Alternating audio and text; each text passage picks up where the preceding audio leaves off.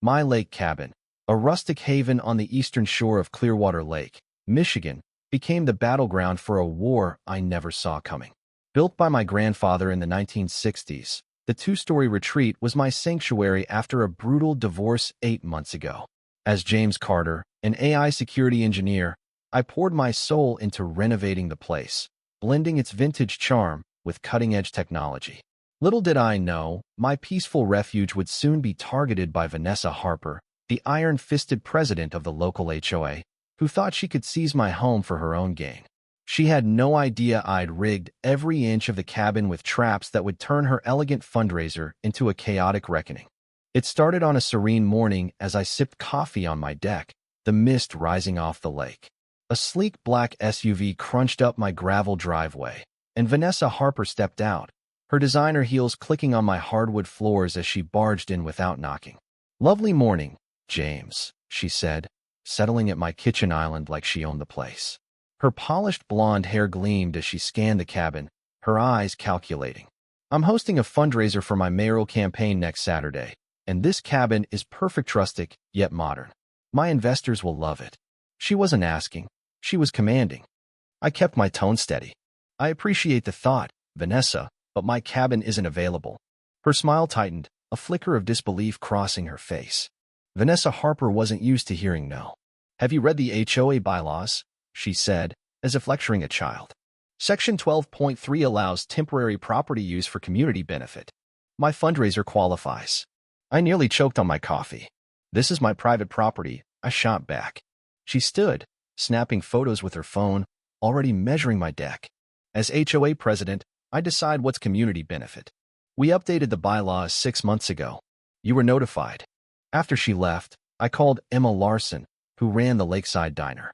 Her face darkened at Vanessa's name. "She's not just running for mayor," Emma confided.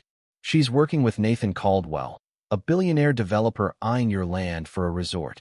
Emma's family had lost their lakefront property years ago when Vanessa fabricated code violations, forcing them to sell for pennies. "She'll use any tactic, legal or not," Emma warned. That evening, an official HOA letter arrived, citing the bylaw Vanessa mentioned, with a handwritten note. "Looking forward to the fundraiser. Vacate by noon Saturday." Vanessa had picked the wrong cabin. My grandfather, a military communications specialist, hadn't just built a fishing retreat. The cabin was laced with hidden conduits and wiring from the Cold War era.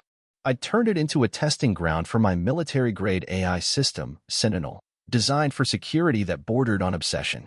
If Vanessa wanted a fight, I'd give her one she'd never see coming. I dug through the basement, unearthing my grandfather's blueprints in a dusty lockbox. The schematics revealed secret panels and wiring configs, including a control system hidden behind an east wall panel. It was primitive but brilliant, the perfect backbone for Sentinel. I whispered, "Thanks, Grandpa," feeling his legacy in the cabin's bones. The next day, I visited Walter Grayson, a retired judge who'd lived on Clearwater Lake for decades. "Vanessa's been tweaking bylaws for years," he said, showing me documents. "A clause here, a line there, giving her near total control. She's ousted 6 homeowners who crossed her." Back home, I noticed my coffee mug was misplaced. Security footage showed Ethan Morse, Vanessa's HOA enforcer, sneaking in with a copied key, taking measurements. Walter's warning echoed, "She was your realtor, right? Change your locks." I installed biometric locks, motion sensors, and programmed Sentinel to identify intruders via facial recognition. For uninvited guests, I crafted traps, speakers emitting piercing tones, thermostats swinging from hot to cold, and sprinklers ready to douse. My living room became a command center, monitors showing every corner of my property. When Ethan returned, Sentinel kicked in. Lights flickered, a disorienting hum filled the air, and doorknobs zapped him with static. When he tried photographing my office, sprinklers soaked him for 3 seconds. He fled, dropping a folder with plans for Clearwater Resort, my cabin marked as the Central Lodge, slated for demolition post-fundraiser. At the lake's edge, I met Lily Chin, a biologist studying the ecosystem. "This resort would kill the lake," she said, eyeing the plans. "Runoff would wipe out native fish. Caldwell's notorious for dodging regulations." Lily agreed to watch my cabin when I was at work. "Vanessa's after the whole shoreline," she warned. "Your cabin's just the start." I dove into county records, uncovering Vanessa's pattern. minor HOA violations, escalating fines, then forced sales to Caldwell's shell companies. My cabin was the next target in a decade-long land grab. I found altered environmental reports, including Lily's conservation study, falsified to favor development. Vanessa wasn't just corrupt, she was rigging the system. At home, I found Ethan's business card with a note: fix your plumbing or face sanctions. A fabricated violation. I upgraded Sentinel, adding cameras and light fixtures and speakers and furniture. The cabin became a living weapon, floorboards triggering opera music for Ethan's steps, mirrors fogging with "liar" for Vanessa. Every move was recorded, building an indisputable digital trail. Vanessa escalated, calling an emergency HOA meeting, labeling me a community threat for my digital fortress. Neighbors, manipulated by her charm, saw me as the villain. A cryptic text arrived. I know about Vanessa. Meet tonight. Attached was a photo of my desk taken inside my cabin. At a diner 30 miles away, I met Emma and Lily. Emma recounted losing her family's diner to Vanessa's schemes. Lily found permit applications linked to Caldwell's firm, surveys already ordered. Sentinel later detected 3 hidden microphones in my home. I left them, feeding them static or fake conversations. Then Caleb Harper, Vanessa's husband, showed up, nervous. We need to talk, but not here. She's everywhere. Caleb slipped me a flash drive at a roadside diner. Vanessa's not just aiming for mayor, he whispered. It's a $200 million resort deal with Caldwell. Your cabin's the centerpiece. She gets $4 million for delivering properties. The drive held emails and plans, exposing Vanessa's history of forcing sales. She's crossed too many lines, Caleb said, guilt in his eyes. Her last conservation project drove a researcher to the edge. Back home, I found upgraded microphones in my coffee maker. Sentinel created a secure workshop space, and I prepared for war. An HOA notice declared my cabin the venue for Vanessa's community event. Lawyers warned litigation would take too long. Defeat loomed, but a photo of my grandfather fishing with me at 10 reignited my fire. This cabin's our history, he'd said. Never let it go. I reactivated every trap, arming Sentinel with voice recognition. This wasn't just about property, it was about reclaiming my ground after life had stripped me bare. The flash drive revealed Vanessa's bribery and targeted harassment. My cabin, valued at $600,000, was targeted for $180,000, with a $4 million resort profit. I sent encrypted evidence to Walter, Lily, and Emma, with instructions to release it if I vanished. Sentinel caught surveyors sneaking soil samples at night. I let them work, recording every move. The fundraiser wasn't just an invasion, it was my trap to expose Vanessa's empire. My allies rallied. Walter for legal advice, Emma for community intel, Lily for lake surveillance, and Caleb for insider leaks. Caleb revealed Caldwell and 8 investors would attend, expecting a done deal. Vanessa had advertised my cabin as Clearwater Lodge, inviting 60 elites. I rigged comprehensive recording systems, capturing every word. Sentinel's voice simulation could replay real statements, exposing lies. Walter found a bylaw loophole. Vanessa's demand to vacate violated owner accommodation rules. An anonymous call warned, "You're making enemies, Carter." The mayor's office doesn't like interference.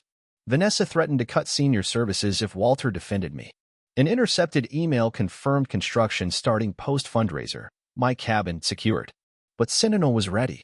I installed backup generators and ethical constraints, ensuring no harm to innocent guests. From Lily's cottage across the lake, I'd monitor remotely, pretending to vacate. Saturday dawned perfect, the lake shimmering. I faked leaving town, then set up at Lily's with full control over Sentinel.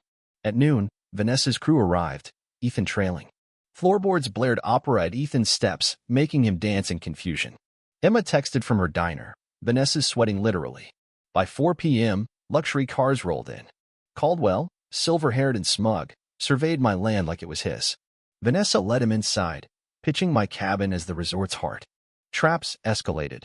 Temperatures crept up, mirrors fogged, liar, for Vanessa. Speakers blasted construction noise when Caldwell mentioned development. At 6:30, Vanessa took Caldwell and investors to my office. Sentinel unleashed its master protocol. Vanessa's voice echoed, "After I'm mayor, we'll change zoning quietly." I altered bylaws to seize this cabin. Guests froze, drinks in hand. Caldwell's voice followed. "The resort's a cover. We'll harvest $50 million in timber first." Vanessa lunged for her phone, panicking. Her password attempts triggered sprinklers, soaking the party. Guests fled in ruined designer clothes. Caldwell confronted Vanessa. You promised discretion. We're done. Screen scrolled emails detailing kickbacks and harassment, visible to community leaders. A council president filmed the evidence, stunned. Caleb stepped forward. This is real. I stayed silent too long. Lily alerted the media, armed with environmental reports. Reporters swarmed, capturing Vanessa's meltdown as she threatened lawsuits. Sentinel recorded every admission, switching to backups when Ethan tried cutting power. By 8 p.m., the party collapsed. The county commissioner called the sheriff, reporting fraud.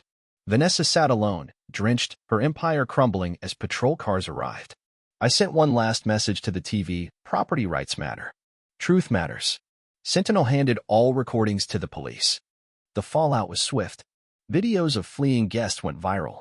Vanessa threatened to sue, but Walter noted Michigan's one-party consent law protected my recordings. At an emergency HOA meeting, Caleb exposed the timber scheme. Residents shared stories. A widow bullied over votes, a couple denied permits. Ethan admitted planting bugs in multiple homes. A secret ballot ousted Vanessa with 92% against her. Emma was elected president, vowing transparency.